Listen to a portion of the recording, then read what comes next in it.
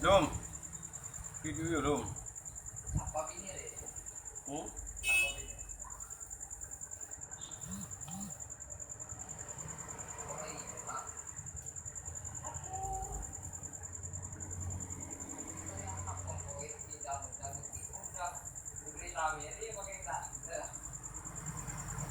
Assalamualaikum warahmatullahi wabarakatuh. Bismillahirrahmanirrahim. Wassalatu wassalamu ala rasulillah Sayyidina wa maulana Muhammad ibn Abdillah. La hawla wa la quwata illa billah. Amma ba'du.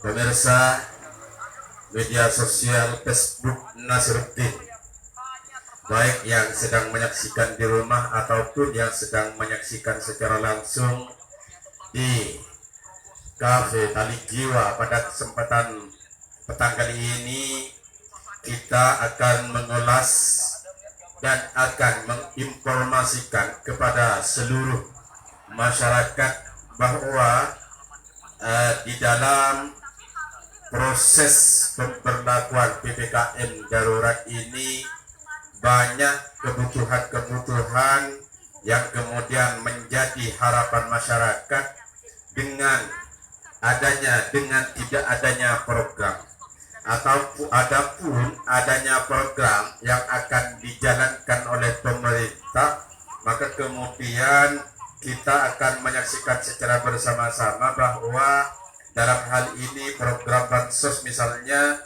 di situ masih belum terrealisasikan hingga saat ini. Oleh karena itu kita akan mencoba untuk masuk kepada program pemerintah sebelumnya. Program pemerintah sebelumnya di situ ada yang namanya BST dan juga ada pula yang namanya bansos tunai melalui BST ataupun program bantuan BLT, bantuan langsung tunai melalui program dana desa. Nah, kemarin kita juga pernah melihat, kemarin kita pernah menyaksikan bahwa PPKM darurat pemerintah kembali beri bansos tunai, dan ini digaungkan oleh Ibu Menteri Sosial Tri Risma hari ini. Terkait dengan program ini, maka kemudian kita akan mengulas beberapa pernyataan dari pemerintah pusat. Di antaranya adalah pemberlakuan atau bantuan sosial tunai yang dibahas oleh Bapak Muhajir dan juga teman-teman di Kompas TV, seperti itu. Mari kita saksikan bersama ini yang disampaikan Bapak Muhajir terkait dengan program BST.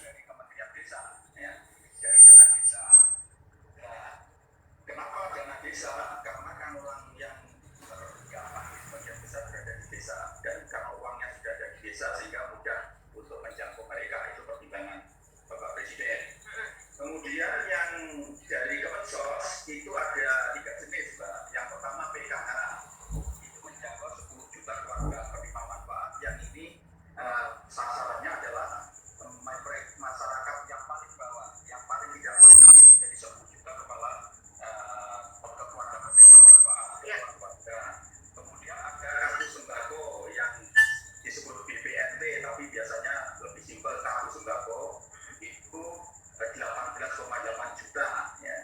Kemudian yang khusus untuk COVID, ya, untuk menyangga atau untuk memberikan bantuan mereka yang terdampak oleh COVID ini berupa BST yang tadi sudah disinggung Bu Sri Mulyani, targetnya adalah 10 juta. Kemudian belum cukup itu, tapi juga dari dana desa itu diturunkan juga sebanyak untuk 8 juta keluarga penerima manfaat, yaitu sebab BLT desa. Tadi BLT desa ya Pak ya? Ada melalui gaji. Untuk khusus mengatasi bantuan sosial untuk memenuhi bantuan sosial dalam rangka COVID ini, terutama untuk sekarang ini dalam rangka darurat ini, itu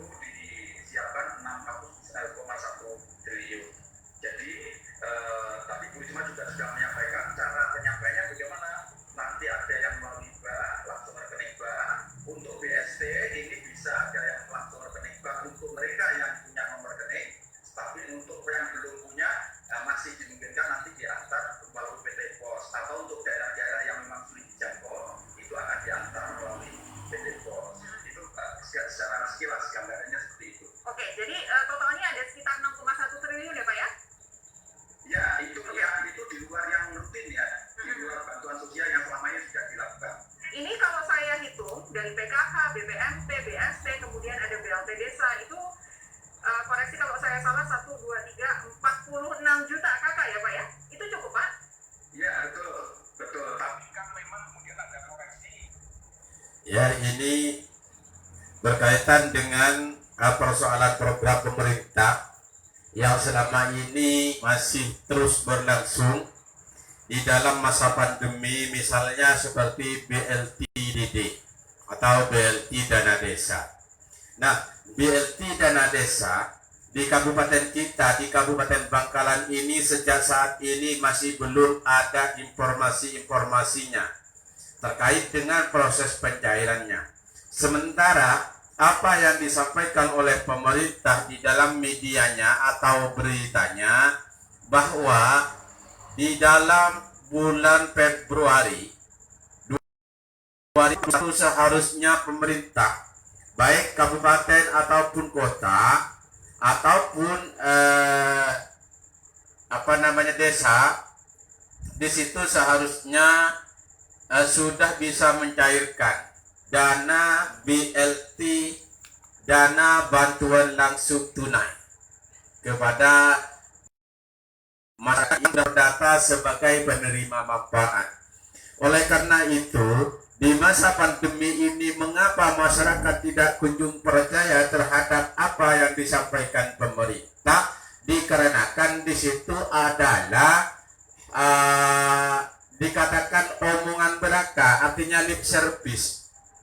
Nah, jangan kemudian pemerintah itu tidak tidak mengindahkan dan mengatakan bahwa lip service itu ini katakan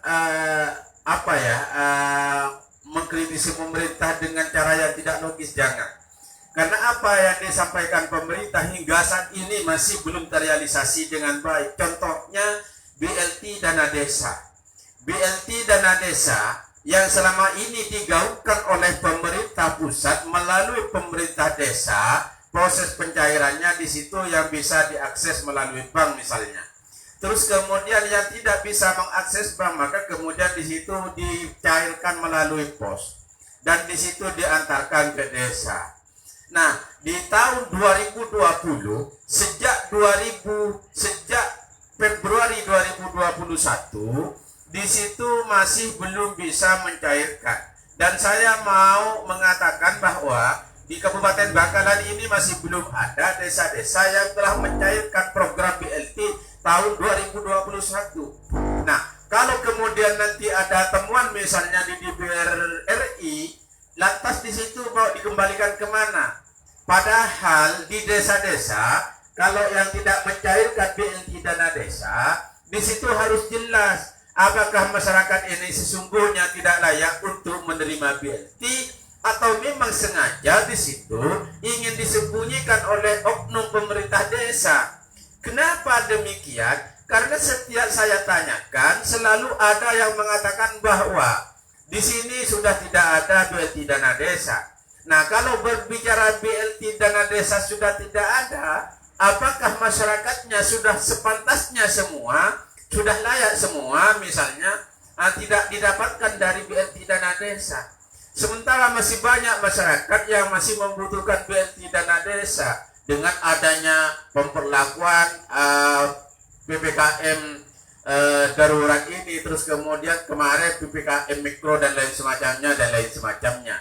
Oleh sebab itu, kita sebagai para aktivis yang ada di Kabupaten Bangkalan minta Dinas Pemberdayaan Masyarakat dan Desa untuk segera memanggil perangkat desa atau kepala desa di semua desa di Kabupaten Bangkalan yang hingga saat ini bulan 6 ini masih belum mencairkan BLT dana desa. Padahal kita tak ketahui bersama di dalam media, di dalam pemberitaan yang dirilis oleh teman-teman Metro ya ataupun Kompas di situ bahwa BLT dana desa hingga saat ini sudah masuk pencairan tahap kelima. Nah, untuk saat ini di Bangkalan saja ini di Kabupaten Bangkalan tahap pertamanya masih belum ada yang diketahui proses pencairannya, bentuknya seperti apa, dicairkannya di mana. Ini tak kunjung ada kepastian. Maka saya berulang-ulang meminta Kepala Dinas Pemberdayaan Masyarakat dan Desa untuk segera memanggil satu persatu kepala desa yang ada di Kabupaten Bangkalan, agar supaya masyarakat ini tidak menganggap bahwa apa yang menjadi program pemerintah ini adalah lip service belaka seperti itu. Oleh karena itu, mungkin ada yang ingin menyambungkan terkait dengan apa yang telah saya sampaikan ini, Mas Alimuddin mungkin. Ini adalah orasi apa ya, personal ya. Orasi personal, tetapi ini harus digaungkan oleh teman-teman aktivis lainnya agar supaya di dalam pemberlakuan PPKM darurat ini semerta-merta tidak hanya untuk membuka masyarakat. Nah, kalau setiap ada perubahan, misalnya klaster baru, klaster ini, klaster A, B, C sampai Z, kemudian di situ ada pemberlakuan, terus kemudian masyarakat tidak boleh berkegiatan dan lain semacamnya, maka kemudian di situ adalah, kalau saya mengatakan bahwa peraturan pemerintah ini untuk membuka rakyat yang kritis.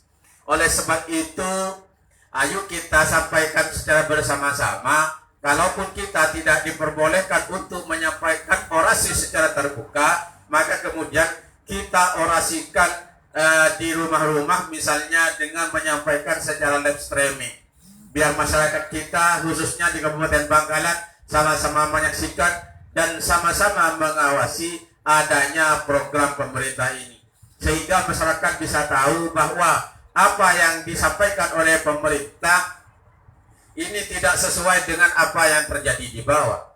Kalaupun pemerintahan Presiden Jokowi sekarang ini ingin memberikan kebijakan ataupun program-programnya kepada masyarakat, setidaknya ada pengawas yang betul-betul bisa mengawasi program pemerintah ini mulai dari tingkat pusat hingga kepada penerima manfaat. Oleh karena itu saya San Nasiruddin mohon maaf bila ada kata-kata yang kurang berkenan, kata-kata yang menyinggung perasaan teman-teman perangkat desa ataupun kepala desa, karena ini memang menjadi suara rakyat, menjadi suara masyarakat yang membutuhkan dari beberapa hal. Misalnya sekarang ini menjelang Lebaran Idul Adha, masyarakat juga membutuhkan dana untuk belanja di dalam menjalankan atau mengikuti bagi yang Islam ya. Saya rasa kalau di Bangkalan ini mayoritas Islam, masyarakat membutuhkan dana untuk merayakan Hari Raya Idul Adha. Kalau program ini harus dicairkan sejak sebelum bulan Hari Raya Idul Fitri kemarin, setidaknya mulai dari sekarang ini program BLTDD, dana desa ini seharusnya sudah bisa dicairkan kepada masyarakat. Akhirnya dari saya, kalaupun ada kata-kata yang kurang berkenan, saya mohon maaf sebesar-besarnya. Wassalamualaikum warahmatullahi wabarakatuh.